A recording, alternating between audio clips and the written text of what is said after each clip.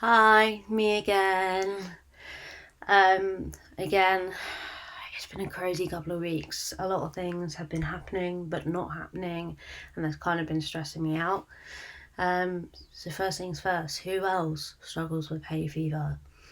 I personally have been struggling really since February, and it seems to go on till about October time, which is just sod's law really, but that's just the way it goes. So struggling a lot with hay fever on top of everything else. And now that the rules are relaxing and I'm able to go out, it's great. But then suffering badly with hay fever with a mask, not being able to see or hear very well as it is, hay fever and congestion sat on top. So yeah, I hate to be a spoiled sport with the lovely weather and the walls easing.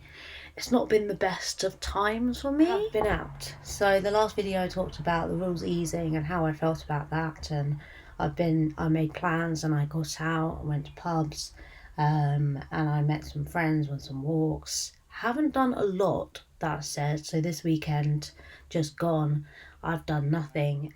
Alongside everything else, as a lot of people do know, haven't actually officially done a video on it yet. But I am moving out. I've got a flat and it's in the middle of being renovated. No kitchen or bathroom in it at the moment. It's only one bed flat, so it's not livable at all at the moment. And trying to liaise with builders and all the rest of it is more stress. One moment I want to be sorting out my stuff here and getting across there, but the next moment I'm not hearing from my builder in terms of any progress being made. I've had to sort out a few things in terms of bills and things, transferring everything across to there.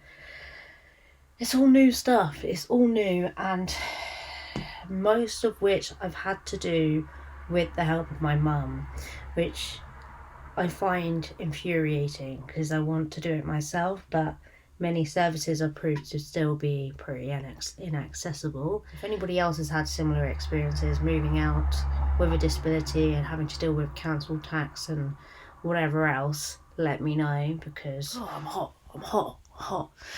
So yeah, the weather's nice. We're able to get out a little bit more.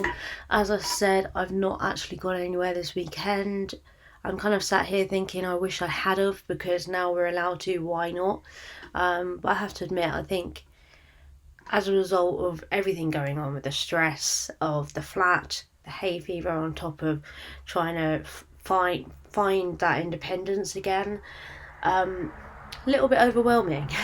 But it's nothing that I haven't had to deal with before, so I know it's something I can deal with again.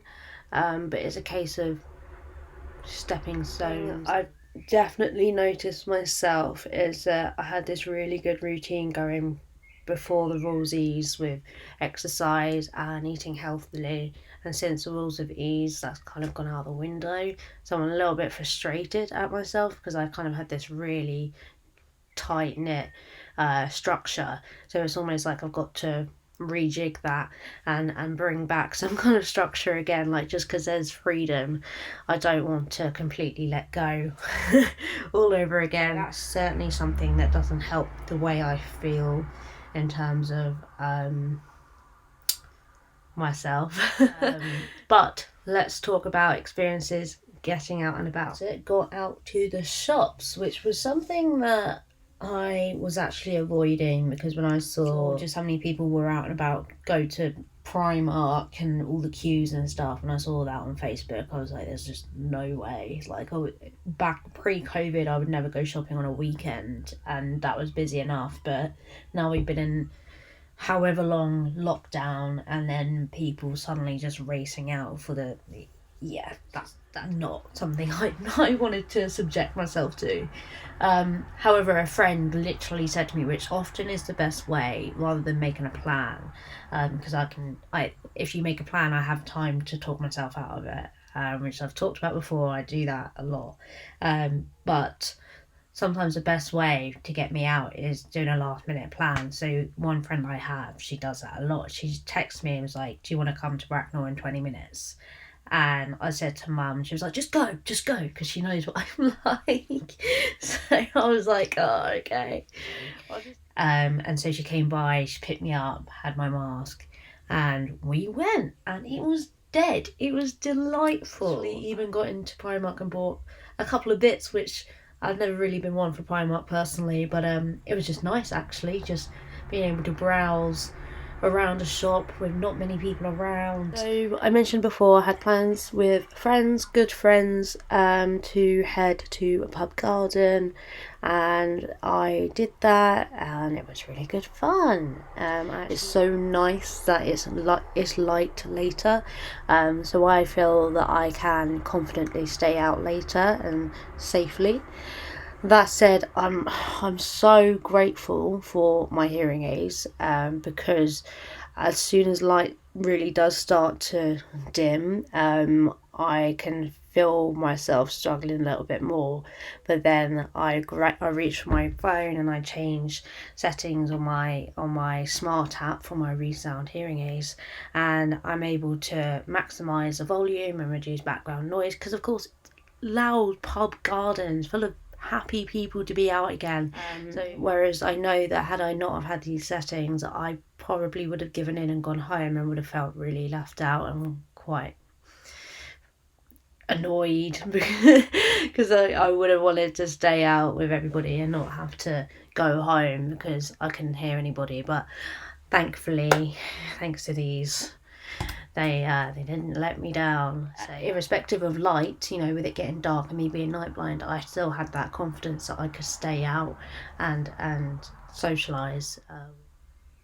I want to have a new routine, a new and improved routine that's really going to help give me a mental health boost, so I don't kind of fall back into this trap where I kind of feel I've been the last few days. I kind of feel like I'm on a bit of a high, and a lot of that is probably to do with my hay fever and not being able to sleep very well, not being able to breathe very well. I thought it would cheer me up putting my face on because I looked rough. I didn't want. One of the things I do to try and cheer myself up is put makeup on because I enjoy doing that and I like how it makes me feel. But based on that, again, I think I need to really rejig my structure in terms of exercise, healthy eating, to not fall back into these lazy patterns. I did get my hair done, and yes, I've got it up right now.